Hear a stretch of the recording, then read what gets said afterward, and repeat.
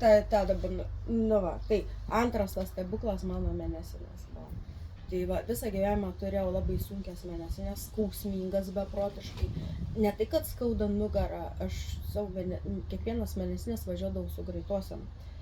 Man tokie buvo skausmai, kad aš nualpdavau. Tai po to, kai jau ir iš mokyklos veždavo, visą laiką išveždavo su greitaja, po to jau kai dirbt pradėjau ir iš darbo išveždavo, tai darbę leisdavo nebeiti jau pirmą dieną man į darbą. Tiesiog leidau nebeiti, nes aš nukrisdavau, iš ko iškrisdavau. Tai va tokie skausmai, tai ir ligoniai teko gulėti dėl jų, tai man paaiškinau, kad čia genetiškai, reiškia mano kanalai yra labai siauri ir kol man nepasirodo, man gimdymo skausmai būdavo, man pjaudavo kojas kaip su pjūklu, ne tai kad nugarą ten pilvą kažkiek paskauda. Tai vienu žodžiu tokie skausmai, beprotiški skausmai. Ir po to mano tėtis netgi dėl jų išmoko leisti man vaistus, nes man Bet kokia tavo problema? Daktarai sakydavo, kad kažkokia problema? Siauri kažkokie kanalai, vienu žodžiu, genetiškai. Bet neaišku, kokie tie kanalai, vienu žodžiu, ligoniai gulėjau, tuos tyrimus darė, vienu žodžiu. Ir irgi buvai pripratus susigyvenus su tuo. Nu, tas pripratimas, sako, kiekvieną kartą tai yra kančia, tai yra didžiulė kančia. Aš atvirai pasakysiu, aš tokia su jumoru, biškėsiu žmogus prie jumoro, tai aš sakydavau, greičiau tas klimaksas jau atsiboda, nu tiesiog varginantis, kiekvienas tas mėnuo varginantis, baisus. Tai va, ir man tėtis išmoko leisti dėl manęs vaistus, nes man padėdavo tik leidžiams analginus, leisdavo analginai ir nošpą leisdavo, kad aš tą pirmą dieną kaip lavons išgulėdavau, kad antrą dieną galėčiau išlipti iš lovos. Tai va, man tokios mėnesinės buvo. Aišku, praėjo kiek metų, man sakė, pagimdysi vaikus, vienu žodžiu, tau viskas praeis, pagimdžiau, nu tų alpimų jau nebebuvo, bet skausmai iki pat dabar jau nebėra, ačiū Dievui. Tai va, vienu žodžiu, kraujingos baisiai, aš siaubingai, aš per mėnesinės iki tokio lygio aš 5 paketų pirkdavau. Tiek sunaudodavau, man tiesiog bėgdavo kaip vanduo. Nu va taip, kaip iš kibiro. Tai ir mažakraujystė galėjo įsivystyti, nors šiaip mano kraujas labai stiprus, ten irgi tokių anomalijų yra. Tai va, kai šitas dar susitvarkė, iškart mėnesis dar nebuvo praėjęs pilnai mėnuo, nes aš sirgau 14 ir 26 pradėjau vartoti Grinmaxą, vartojau tik po trečdalį, nes aš didesnės dozės niekaip nepakeliu ir dabar aš vartoju dar po trečdalį. Man pilnas pakelis yra aleliuja ir aš jo negaliu išgerti, nes tada man kančios prasideda, aš nebeišeinu iš tualeto, tai man užtenka ir aš kaip sakau, ta dozė yra tikrai labai individuali ir man užtenka pusę pakelio, bandžiau gerti, bet man lygiai tas pats kas trečdalis, tai aš ir palikau prie savo to trečdalio. Tai va, tai dar vienas stebuklas įvyko, tada prasidėjo to, ko aš nežinojau. Aišku, aš turėjau gyvenimą astmą nuo pat vaikystės, bet aš žinau visą gyvenimą kosau, tai aš taip kaip ir juokės iš manęs vizitinė kortelė. Tai man pradėjo astmą valytis, dar iki pačiol jinai valos, aš dar kosau, bet visai kitaip jau kosau. Tai vienu žodžiu, tos visos alergijos būdavo sezoninės pavasarį, rudenį. Herpius pradėjo mesti iš mano organizmo, tai ant kojos išmetė, ant kaktos, va, tik neseniai pasibaigė, buvo čia išmetę, po pilvu, vienu žodžiu herpė, užvakar čia, prie akies pradėjo. Tai aš net stebiuosi 5 mėnuo ir dar tiek visko lenda. Aš buvau įsisvajojus taip, man čia pradėjo pasakoti, man labai įdomi buvo, kaip čia nėra laiko. Kiek čia vartosiu, ką aš čia visą gyvenimą dabar vartosiu, kaip čia nesąmonė, kažkokia nėra laiko, čia jos specialiai kavo taip sako. O čia irgi žmonių tas toks, aš tokia esu, man tikslumo reikia. Ir aš dabar supratau, kad tikrai nėra laiko, kad tai nesidaro per savaitę, per mėnesį ir per 2. Kad tiek, kiek esam prikaupę, kad čia yra kaip lobių skrinelė, kad taip viskas eitų. Tai man buvo pradėjusi bamba pūliuoti, ausis buvo papuliausius, bet tie visi tie paūmėjimai tokie įdomiai, tai kai pradedi save, tai pakylai labai stebėti, nes tu pradėjai vartoti ir aš girdžiu tuos atsiliepimus ir aš pradėjau akyliau save stebėti. Tai taip įdomi, papuliavo praeina, ausis vakare paskui ryte atsikeli kaip niekur nieko. Ir tu jauti ir iš tikrųjų klausa pagerėjo. Tos ausis paskaudėjo, bet man klausa pradėjo tokia geresnė paliko, iš tikrųjų, aš daug geriau girdžiu. Tai va tokie dalykai labai keisti. Atsiprašau, Kristina, pasakyk man, kokiais kiekiais geri Greenmaxo trečdalį, jau suprantu. Trečdalį ir Mimaxą ir Bliumaxą aš įsijungiau tik tais po 2 mėnesių. Irgi geriau, trečdalį man išėjo padalinti, tai labai maži tie pakeliai, tai aš po pusę geriau. O dabar? Dabar aš po pilną geriu. Ir Bliumaxą, ir Mimaxą geriu po pilną, o Greenmaxą trečdalį geriu. Tai va šitie paumėjimai, kad ausis bamba, tai po kiek tada geri šitų Mimaxą ir Bliumaxą? Dar kai bambus pradėjo... Ai, dar negeri visai. Man Greenmaxas taip suveikė. Ir, Greenmaxas man labai daug padarė. Aš dar negeriu, aš tik vartojau Greenmaxą ir Jekateriną. Tai su Jekaterina pradėjau net praustis visą kūną, nes man iš tikrųjų prakaitas labai suaktyvėjo, kur aš visą gyvenimą neprakaituodavau, aš galėjau su to pačiu drabužiu vaikščioti savaitę laiko. Ir nežinau kodėl, man sakė, kad nenormalu, bet aš džiaugiausi, nes man komfortiška, niekada nesmirdžiu.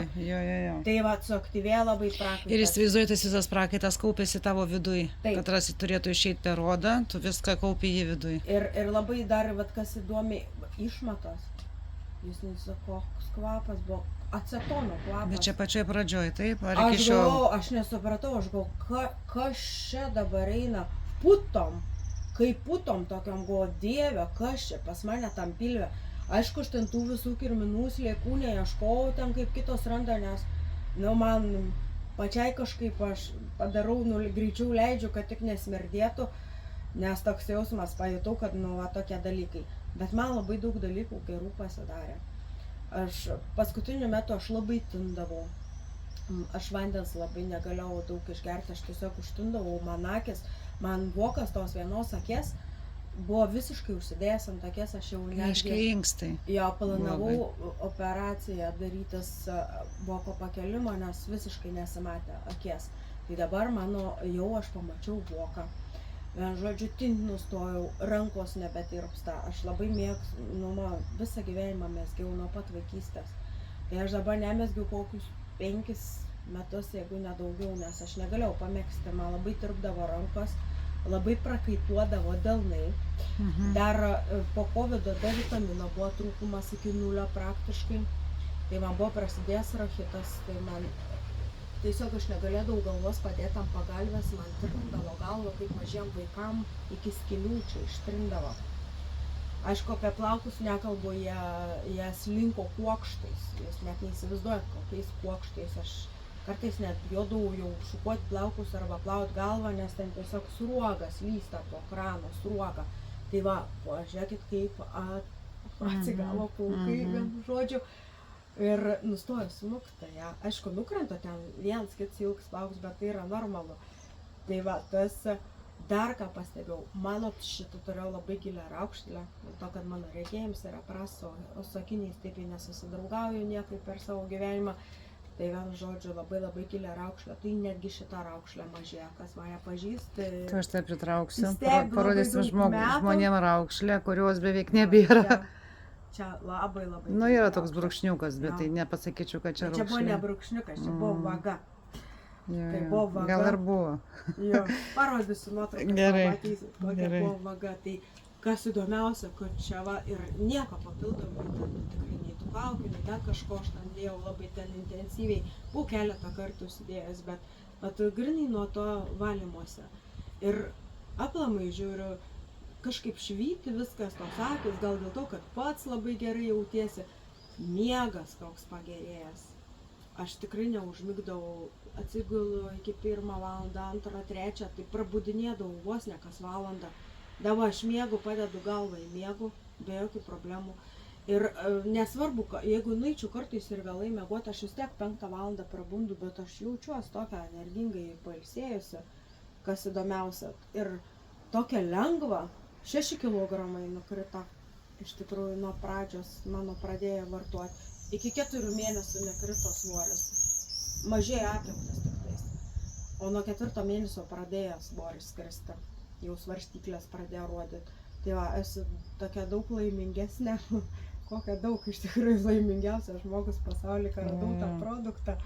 Ir pačiai neina patikėti, kaip sako, nu, kaip sekta kokia, kaip sako, ai tai jums smegenis išplauna. Nu, neįmanoma padaryti to, ko tu pats negali pajausti, tu negali nuoširdžiai papasakoti apie tai, ko tu pats nejauti. O čia, nu, nežinau, ir aš kaip, man kartais pažįstami klausia, aš vis laik tokia prie barių sakau, aš nežinau, kas čia įdėta, bet čia tikrai kažkokie stebuklai. Nu, ir, bet kažkaip nesinori ten svaidytis, tai žodžiai stebuklingi, nu, bet tai, kas vyksta, nu, iš tikrųjų, nežinau, kaip kitaip galima pavadinti. Tai va. Kaip ir mano komandos narė sako, gersiu, žinau, da kur gauti. Tai va. Brangu pasakyk, 99% žmonėm sako, kad yra 100% netiki, 99% yra per brangu. Ką tu galvoji? Aš galiu pasakyti, su ko palyginus yra brangu. Palyginti su kuo yra brangu. Tai, ką aš vartojau prieš tai ir kiek aš išleidau pinigų, tai šitas produktas man labai pigus yra. Todėl, kad aš jį gerdama, aš nieko papildomai nevartoju, jokių vitaminų, nieko. Ir nei D nebereikia vitamino, kažkaip nieko nebereikia. Tai dar vienas dalykas, kad tiek energijos atgauni, tai aš ant tiek esu darbingesnė 10 kartų daugiau, kai aš galiu tos pinigus uždirbti 10 kartų greičiau, negu kad neturėjau energijos. Nežinau, nu, aš negalvoju apie kainą. Aš iš tikrųjų nebegalvoju apie kainą. Gal pirmą kartą, kai pasakė 66 eurų, nu gal. Bet nesurezonavo, nes aš tikrai daug brangesnis buvau pirkus produktus, kurie tikrai man nieko nepadėjo. Aš nejaučiau iš viso, nu ką žinau, kaip ten valos tas organizmas, aš taigi nežinau. Nu geriu, nu išeinu į tą tualetą, aš taip išeinu į tą tualetą. Nu gal pasisuo daugiau kartų išėjau, bet aš nieko nepajutau tokio kažkokio, kad vau būtų. O su šito produktu aš iškart pajutau, kad viskas visiškai kitaip vyksta. Tai va, tai kas yra brangu, nežinau, su kuo palyginsi yra brangu. Ar gulėti lovoj turėtų 66 eurus piniginiai ten nueiti, gal ten kumpelį nusipirks, nežinau ką ten nusipirks už to 60 eurų.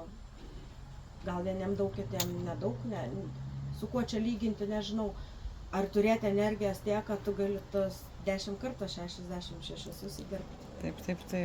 Tai va. Ištirkinėti iš laimės, būdant sveikai. Nu, pauzė. Ar jau baigsim, ar jau dar ką nors? Nu ką aš dar galiu? Žinok, čia tai aš kitą kartą užstringt, nebežinau ką. Tai tada padarom pauzę, pagalvosim ir tada dar padarysim. Tada pusę metų galėsi atvažiuoti. Jo, galėsiu, nu dabar tam sykį.